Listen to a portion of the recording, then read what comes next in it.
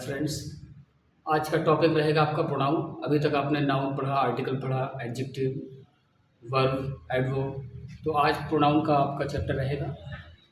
Let's start.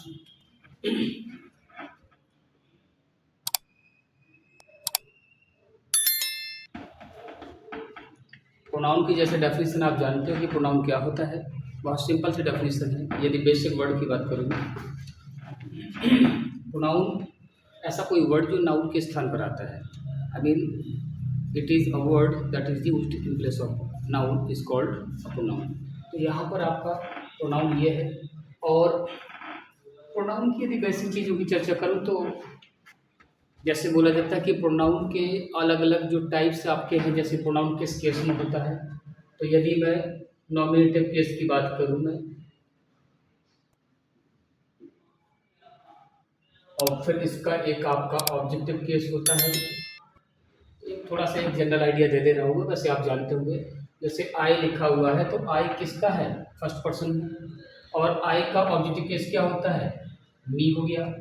और आपका possessive adjective आपका क्या हो जाएगा? माय हो जाएगा। और पजेसिव प्रोनाउन आपका हो जाएगा, पजेसिव प्रोनाउन हो जाएगा माइन। तो इसी तरीके से आपका फर्स्ट पर्सन की मैं बात करूं तो फर्स्ट पर्सन का सिंगुलर सब्जेक्ट क्या होता है? आई। और आई का ऑब्जेक्टिव केस क्या हो जाएगा? मी। और पजेसिव एडजेक्टिव क्या हो जाएगा? माय। और पजेसिव प्रोनाउन माइन हो जाएगा। और ये और आई का प्लूरल क्या होता है? अर्थात ये दोनों कैसे माने जाएंगे आपके? First person. ये कैसे माने जाएंगे आपके? First person. तो फर्स्ट पर्सन वी है आपका, तो वी का ये अस हो जाता है और यहाँ पर आर हो जाएगा और अर्स हो जाएगा। इसी तरीके से आपका सेकंड पर्सन का यू होता है। जो सेकंड पर्सन की बात करूँ तो क्या हो जाएगा? यू हो जाएगा। और यू का योर हो जाएगा, सॉरी यू का यू ही रहेगा। और यहाँ पर आपका योर हो जाएगा, योर्स हो जाएगा। तो ये तमाम इन चीज़ों को थोड़ा सा दिमाग में रखिएगा। और जो थर्ड पर्सन की बात करूँ मैं तो थर्ड यू, हालांकि सिंगुलर और प्लूरल ये दोनों होता है आपका।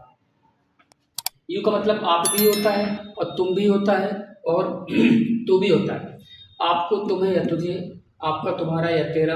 और पुराने समय पर जैसे दी हो गया, दाइन हो गया, दाऊ हो गया, ये चलता था। दाऊ शुरुआत पे आता था। अब वो आजकल यू को ही आप सिंगुलर प्लूरल दोनों मान लेते हो।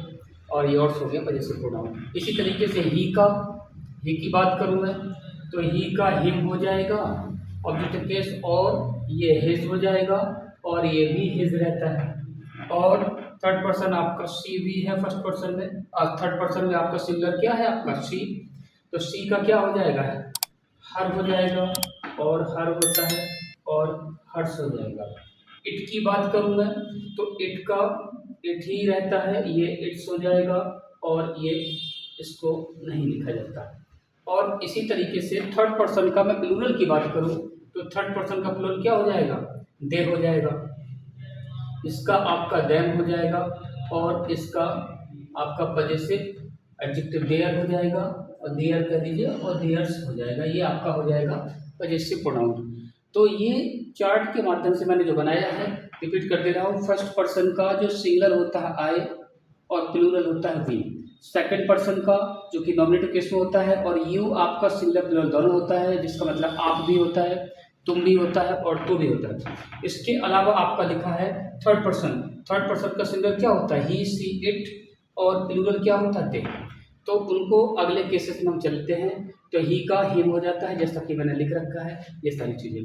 तो याद रखिएगा, जितने आपके नॉमिनेटिव केस में लिखे हुए सारे words I, we, you, he, she, it या दे, इनका यूज आप जब भी करिएगा तो ये सेंटेंस के सब्जेक्ट के रूप में आएंगे प्रोनाउन। और ऑब्जेक्टिव केस में ये सारे वर्ड्स इस रूप में लिखे होंगे तो इनका यूज कहाँ पे करना है? ऑब्जेक्टिव केस में करना है। ये आपको प्लेसमेंट की बात बता रहा हूँ कहाँ पे यूज करना है, क्लियर है? और इसके अलावा आपका जो पजेसिव एडजेक्टिव लिखा हुआ है, इनका यूज जब भी आप किसी सेंटेंस में कीजिएगा, एक्चुअल में ये क्या है? एडजेक्टिव्स है। तो इनका यूज जब भी आप करिएगा तो इनके बाद हमेशा नाउन का यूज होना चाहिए, अर्थात जो एडजेक्टिव की कैटेगरी में आते हैं, और इनके बाद आने वाला नाउन सिंगुलर या प्लूरल कुछ भी हो सकता है। इसके अलावा आपका ये वर्ड लिखा हुआ है पॉजेसिव प्रोनाउन केस, इनका यूज जब आप करोगे तो इनके बाद नाउन छुपा होता है, अर्थात नाउन का यूज नहीं करना है इसमें, ये दिमाग में रखना है आपको। क्लियर है? अर्थात इसके साथ जो भी नाउन आएगा वो इसमें इंक्लूजन होता है उसका, अर्थात वो कहीं ना कहीं आगे मेंशन किया जाता है। तो इसके माध्यम से थोड़ा सा आइडिया लगेगा कौन वर्ड किस केस में है। इसके बाद आगे देखते हैं हम लोग, इसको दिमाग में रखिएगा क्योंकि इन्हीं का यूज आगे जब भी आपके प्रोनाउंस के अगले रूल्स होंगे तो इसी में आपको समझना पड़ेगा इनको। क्लियर है? अब आप देखिएगा, मैं नाउन के अलग अलग टाइप्स की बात, सॉरी प्रोनाउंस की अलग अलग टाइप्स की बात करूँगा। तो आप पहला कह सकते हो पर्सनल प्रोनाउन। पर्सनल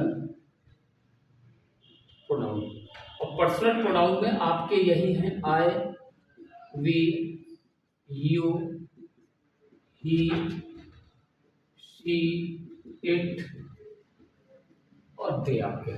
तो मैंने जैसे बताया था आपको, ये फर्स्ट पर्सन है सिंगुलर है, ये फर्स्ट पर्सन है प्लूरल है, ये सेकंड पर्सन सिंगुलर प्लूरल दोनों है, और ये थर्ड पर्सन सिंगुलर में तीनों हो जाएंगे, ये थर्ड पर्सन का प्लूरल दे होता है।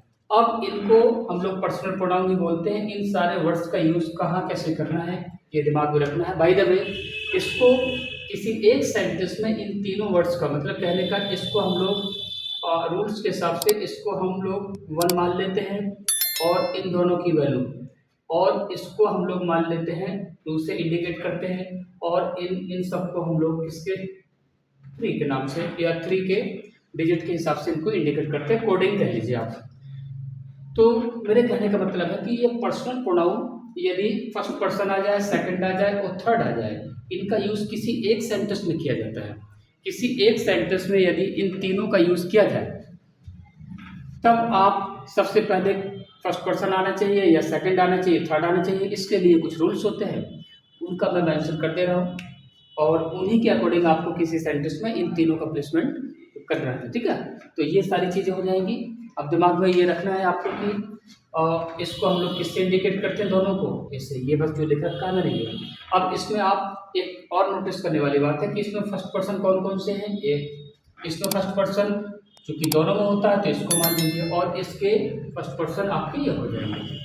और फर्स्ट पर्सन का जो फर्स्ट पर्सन में ये सिंगुलर है, सेकंड पर्सन का ये भी सिंगुलर है, और थर्ड पर्सन का ही, सी, इट ये भी आपका सिंगुलर है। तो कहने का मतलब यदि तीनों पर्सन के आपके फर्स्ट और सेकंड और थर्ड में से सिंगुलर पर्सनल प्रोनाउन का यूज किसी एक सेंटेंस में किया जाए, रूल आपका यही बनता है कि यदि तीनों सिंगुलर पर्सनल प्रोनाउन का यूज किसी एक सेंटेंस में किया जाता है तो उनका ऑर्डर क्या होना चाहिए। और ऑर्डर 2 तरीके से होता है, मैंने उनको इंडिकेट करने के लिए 1 2 3 का मेंशन किया है यहाँ पे। तो दिमाग में रखना है यही चीज़ कि सिंगुलर फर्स्ट और सिंगुलर पर्सनल प्रोनाउन का यूज, जिनको मैंने एन सर्कल कर दिया है, घेरे में कर दिया है, तो इनका यूज किसी एक सेंटेंस में यदि होना है, बशर्ते सेंटेंस कैसा हो, पॉजिटिव होना चाहिए।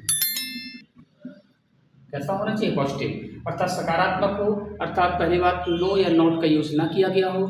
इसके अलावा किसी गाली गलौज या अब्यूज कह लीजिए, अब्यूसिव जो वर्ड्स होते हैं आपके, या किसी भी पाप, अपराध या क्राइम कह लीजिए, या भूल मिस्टेक कह लीजिए, ऐसी सारी चीज़ें, या कोई नेगेटिव वर्ड नहीं होता है, तो आपको करना क्या है, इस प्रकार के सेंटेंस को पॉजिटिव मानना है। और पॉजिटिव सेंटेंस में यदि फर्स्ट पर्सन, सेकंड पर्सन और थर्ड पर्सन के जो सिंगुलर पर्सनल प्रोनाउन है उनका यूज तीनों का एक साथ किया जाता है, तो उनको किस क्रम से रखा जाता है।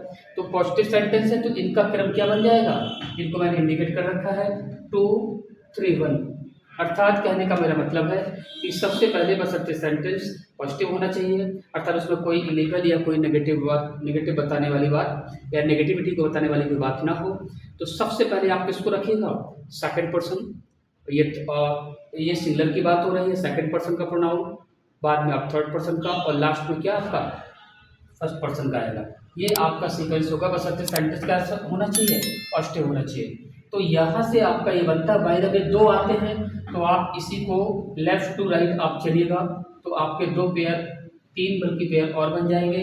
अर्थात यदि दो सिंगुलर पर्सनल प्रोनाउन किसी एक सेंटेंस में आते हैं तो उनका ऑर्डर बशर्ते सेंटेंस कैसा होना चाहिए, पॉजिटिव, तो उनका क्रम या ऑर्डर कैसा हो जाएगा, 2 3 2 1 और 3 1। अर्थात ये तीन पेयर आपके बन जाएंगे, इनके अकॉर्डिंग चल रहा है। क्लियर है? और लगे हाथ ये भी समझिए। और बाय द वे किसी सेंटेंस में कोई नेगेटिविटी को दिखाया गया है, नेगेटिव या किसी गाली गलौज भूल पाप अपराध के बारे में बताया गया है, तब आपका सिंगुलर पर्सनल प्रोनाउन का तीनों का यूज जब आप कीजिएगा तो उनका ऑर्डर क्या हो जाएगा, 1 2 3। अर्थात बशर्ते सेंटेंस में क्या नेगेटिविटी दिखाई जाए तब तीनों सिंगुलर पर्सनल प्रोनाउन का क्रम क्या हो जाएगा, 1 2 3। और यदि दो आते हैं तो कैसा हो जाएगा, 12 13 और 23 आपका ये हो जाएगा। हालांकि इसमें आपका 23 में आपका कॉमन आपका है, इसमें भी 23 आ रहा है ऑप्शन, उसमें भी आ रहा है, ये दोनों में चल जाएगा। ये जो सीक्वेंस मैंने लिखा है ये नेगेटिविटी दिखाता है और ये क्या दिखाता है, पॉजिटिविटी, तब उनका सीक्वेंस ये हो जाएगा। और ये किसके लिए बात हो रही है, जिसको मैंने सर्कल में करा है, जिसको मैंने एंड सर्कल कर दिया है। आई मीन फर्स्ट पर्सन का जो सिंगुलर है, सेकंड पर्सन का सिंगुलर, ये दोनों में कॉमन होता है, और थर्ड पर्सन के ये वर्ड्स, इनके लिए ये रूल्स बताए गए हैं, ये आपके। और इसके अलावा यदि आप तीनों प्लूरल प्रोनाउन की बात करते हैं, मैं इनको ऐसे कर दे रहा हूँ, टिक कर दे रहा हूँ, ये भी आपका प्लूरल में है और ये, यदि इनका यूज होता है तो इनको भी उसी नंबर से इंडिकेट करते हो आप। तो वी, यू या दे आपका किसी एक सेंटेंस में तीनों का प्लूरल पर्सनल प्रोनाउन का यूज होता है तो सेंटेंस चाहे पॉजिटिव हो चाहे नेगेटिव हो, उनको आप किस सीक्वेंस में रखेंगे, आप 1 2 3 को।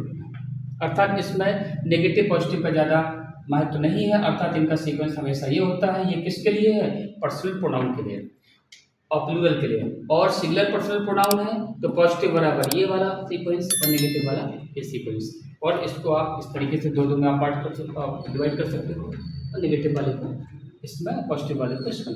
क्लियर हो गया होगा? ये थोड़ा सा आपको दिमाग में रखना है कि पर्सनल प्रोनाउन का यूज़ कैसे करना है। अब आप आगे देखिएगा, इसके एग्जाम्पल बता दे रहा हूँ, एग्जाम्पल के थ्रू समझिएगा।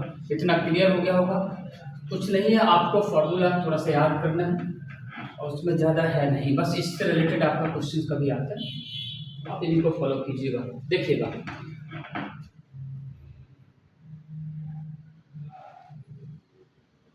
You, he and I are going to market, ये लिखा है। इसको आप क्या मानोगे, सेकंड, इसको आप थर्ड मानेंगे, इसको आप 1 मानेंगे। तो ये सीक्वेंस कैसा है, 2 3 1 का, उस हिसाब से तो चलो सीक्वेंस यहाँ मान लिया, सही है।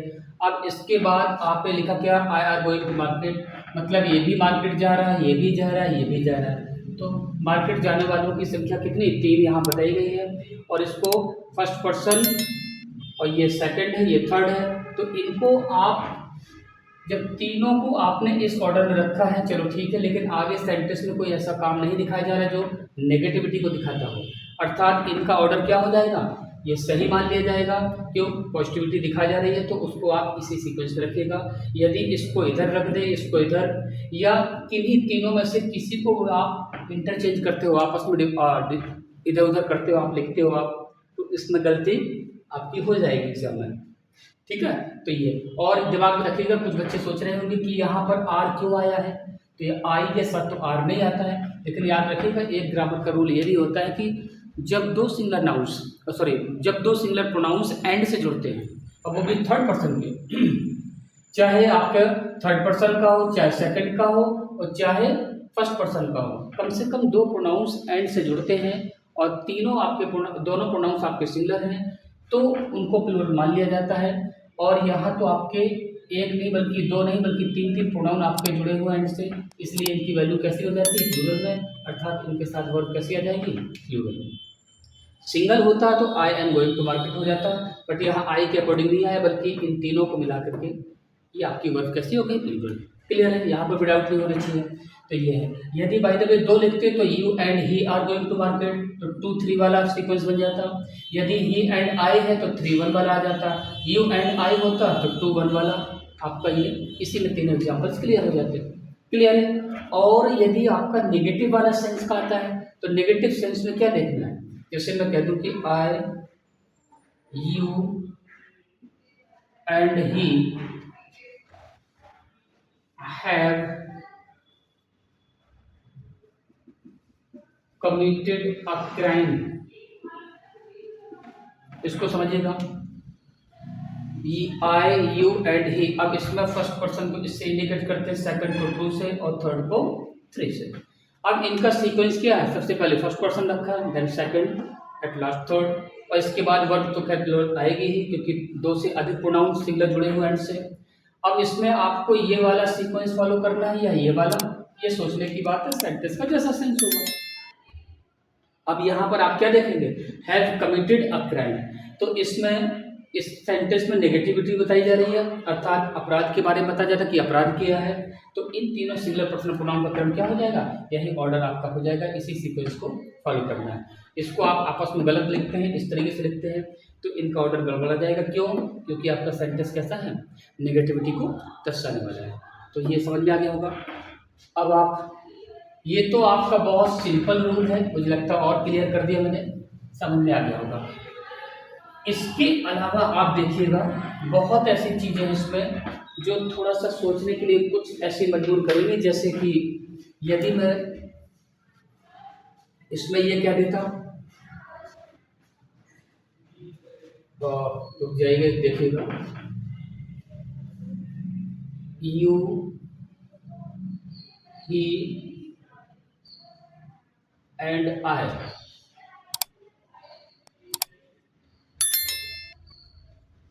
कंप्लीटेड, और यहाँ पर लिख दिया जाए वर्क, यहाँ पर आपको फिल करना है। अब यहाँ पर आपको नोटिस ये करना है कि इसमें कौन सा वर्ड आपका आना चाहिए। यहाँ पर you, he and I, you, he and I have done, बल्कि हैव कंप्लीटेड और वर्क। तो जब भी आपका, पहले तो ये सीक्वेंस देख लिया कि चलो ठीक है, लेकिन यहाँ पर आई बोल रहा है कि माई माना आई के अकॉर्डिंग माई आ जाए, पजेसिव एडजेक्टिव ही के अकॉर्डिंग हिज आ जाए, और यू कह रहा है कि योर आ जाए। तो जब भी ऐसी क्रिटिकल कंडीशन हो, इस तरीके के एग्जाम में आने वाले क्वेश्चन बन सकते हैं, क्योंकि यहाँ पर पजेसिव एडजेक्टिव किसको मान के चले हम लोग। तो जब भी ऐसी कंडीशन हो जाए, चाहे दो प्रोनाउंस हो चाहे तीन हो, और जब भी ऐसी कंडीशन आती है तो आपको नोटिस क्या करना है कि एक रूल आपका ये होता है कि मतलब इन तीनों की वैल्यू किसी एक पर्टिकुलर वर्ड के बराबर हो जाए।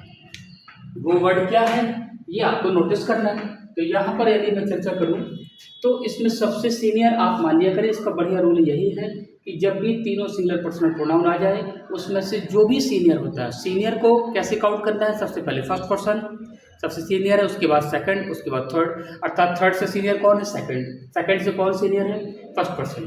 तो ऐसे सीनियर होने का उनका अंदाजा लगाना है आपको। तो इसमें सबसे सीनियर कौन है, आई, और आई किससे सीनियर, यू, यू से, यू किससे सीनियर, ही से। तो सबसे सीनियर कौन हो गया, यू, बल्कि सॉरी आई। अब आई सबसे सीनियर हो गया, तो ये सिंगुलर पर्सनल प्रोनाउन की बात है, तो आई का प्लूरल क्या होता है, वी। आई का प्लूरल क्या होता है, वी होता है।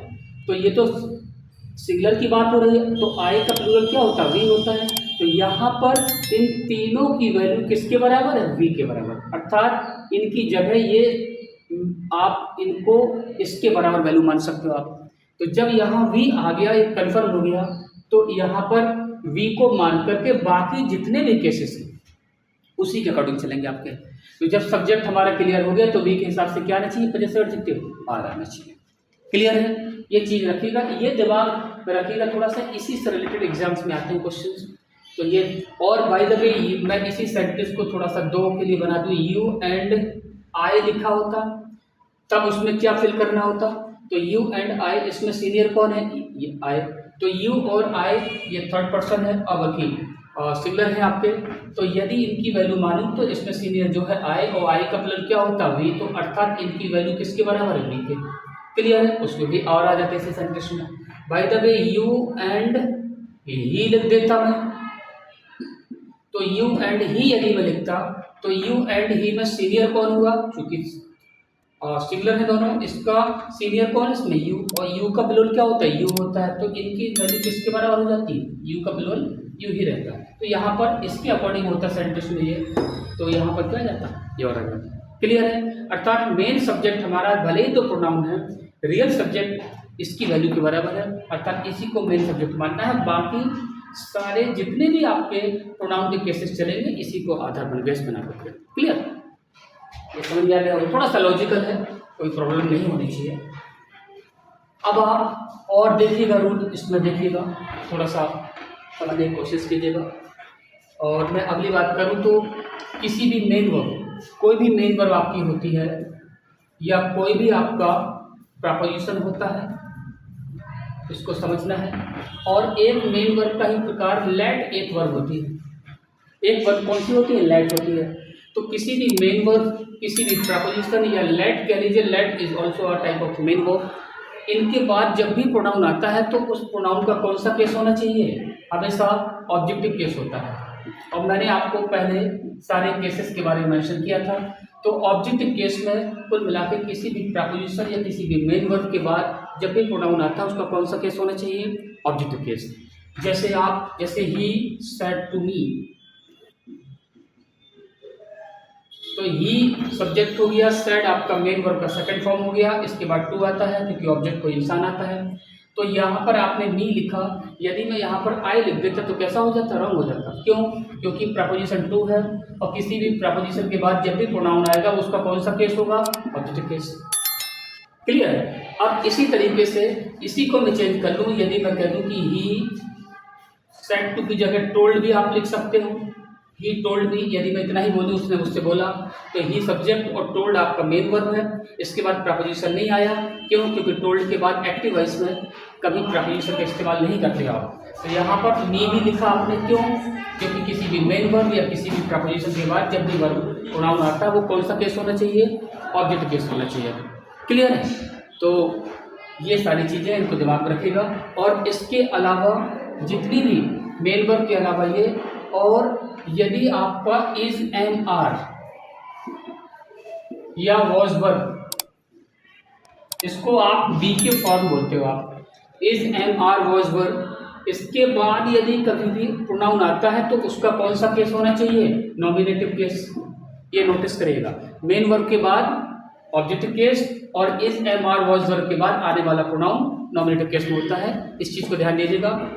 फिलहाल इसको समझिएगा, इसके बाद आगे अगले क्लास में आपको प्रोग्राम का और जो भी बचा हुआ है आपका चैप्टर है पूरा हिसाब उसमें कर दिया जाएगा। अभी आप इसको इतना ही रहने दीजिए। Okay bye.